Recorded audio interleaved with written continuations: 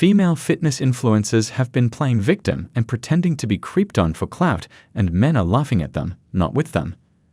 A lot of investors have taken, and are still taking their money off the gym market. Can we blame them?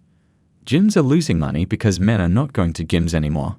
Maybe it's time for these investors to invest in exercise equipment. I mean, who needs the gym when you can have a home gym all to yourself? Women are creep-trapping men in the gym.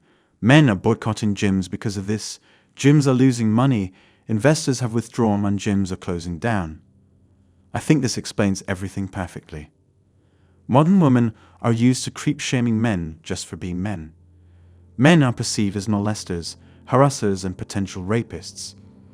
Even chivalry or healthy flirting are often portrayed by victims as an intrusion of their privacy, stalking, or even sexual harassment. The sad thing about all these is that it all boils down to how attractive you are as a person.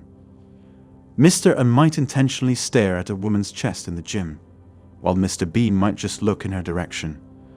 Because Mr. A is handsome, he gets to look. But since Mr. B isn't too attractive to her, Mr. B is a creep who needs to be banned from the gym. The sad thing is that these gym managers will never hear what men have to say. We lost our gym subscription because our face made a woman feel uncomfortable. If this trend continues, a lot of gyms will shut down. Not that I give a fuck anyway. I'm part of the guys that don't go to gyms anymore. I'm one of those people who zone out listening to a book and will end up staring blankly off into the distance, not even looking at any specific thing. Not worth the potential drama of some wannabe fitness hose. I got free weights at home. I'm good. Female fitness influencers have been playing victim and pretending to be creeped on for clout, and men are laughing at them, not with them. I know making a career in media is hard. A lot of kids go to film school to be the next Kubrick and end up working as waiters. This leads to fierce competition among aspiring creative professionals in areas where there's the slightest bit of money to be made. In the recent past, this had manifested in the market for clickbait. Desperate young artists would sit around all day being paid to come up with ways to get clicks. 15 years ago, peak clickbait could just be bogus headlines or some dumb listicle. But the audience always gets wise to old clickbait, and so the army of young desperate media artists has to always be coming up with new tricks to get clicks. One recent trend is in pursuing the rage bait. YouTubers making fake prank wars noticed that they could get more clicks if the fake scripted prankster was actually being a huge dick while doing his fake scripted social experiment. People put their guard down when they're angry for some reason. So this has led to a thriving cottage industry of intentionally obnoxious video content. Right now, there is a feeding frenzy among the clickbait artists who are all rushing to make their gym creep videos. The concept is still new enough that you don't have to bring any skill to the table when making one. Unlike a fake prank video where the victim has to at least try to act convincing, or an enraging dive video that takes creativity, any crew can put out their own gym creep videos. You just need to take a hot girl, go to a gym, and tell her to pretend to be a jerk or pretend to be a jerk to her.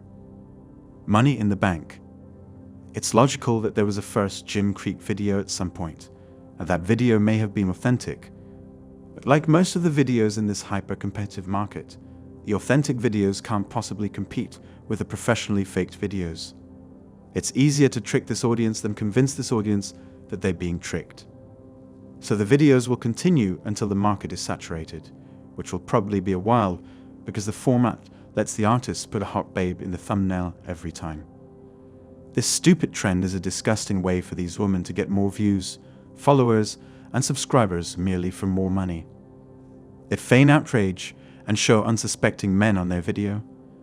Yes, there have always been creeps in gyms, but not nearly as many as they are describing. What they thought would be a great idea to get views has now turned into men not wanting to be around women when they work out, won't spot women, and generally won't help women at all, which sadly affects women who don't subscribe to this creepy guys at the gym narrative. It makes men uncomfortable knowing some woman could potentially vilify them for even looking their direction, whether or not they are filming. Is this how we want society to be? A bunch of people so absorbed and closed off from each other for fear that some unreasonable woman will vilify anyone looking at them for any reason. That's all for today on Manhood. Don't forget to smash the like and subscribe buttons, and also click on the notification bell to be the first to know when I drop a new video. If you find value in my videos, you can show your support through PayPal or Cash App. The links are in the description. See you next time. Cheers.